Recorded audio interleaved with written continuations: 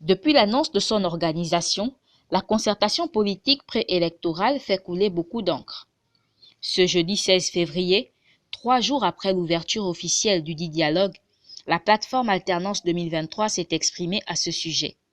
En effet, les partis membres qui étaient disposés à participer au dialogue ont décidé de se rétracter après avoir observé plusieurs manquements. Les partis politiques signataires de la présente déclaration avaient salué la démarche entamée et comptaient apporter pleinement leur contribution à la réussite des travaux.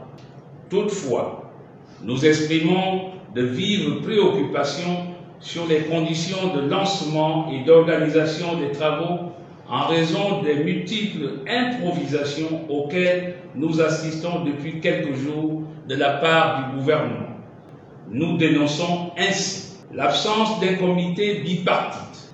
Il est inadmissible qu'une rencontre de cette importance se tienne dans l'enceinte du ministère de la Défense nationale à moins de 100 mètres du centre d'écoute de la présidence, l'OSCILA.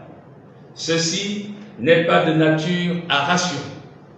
Au sujet de la participation de l'opposition, la plateforme dénonce un manque réel de représentativité. Pour ce qui concerne l'opposition, nous constatons que la liste de ce camp politique est la juxtaposition de 33 formations politiques distinctes.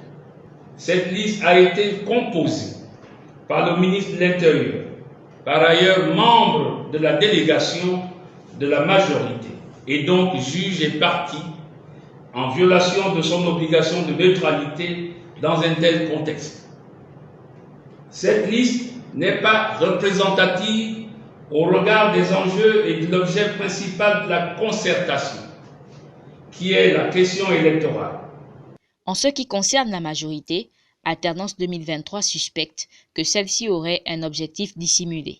Pour ce qui concerne la majorité, nous sommes surpris par la composition de sa délégation, qui renferme, entre autres, le ministre de l'Intérieur, ainsi que les présidents des deux chambres du Parlement. Seul manque à l'appel, dans ce camp, Madame la Présidente de la Cour constitutionnelle, ce qui dénote de l'existence d'un agenda caché. Enfin, les partis membres de la plateforme reviennent sur l'élection controversée du bureau du Conseil gabonais des élections. Le CGE étant le maître d'œuvre de l'organisation des élections, peut-on envisager des élections au lendemain apaisé au regard des conditions fortement contestables de la désignation des membres de cet organe? Rappelons que la plateforme Alternance 2023 est composée de plusieurs partis politiques dont Réagir, l'Union nationale et le Rassemblement pour la patrie et la modernité.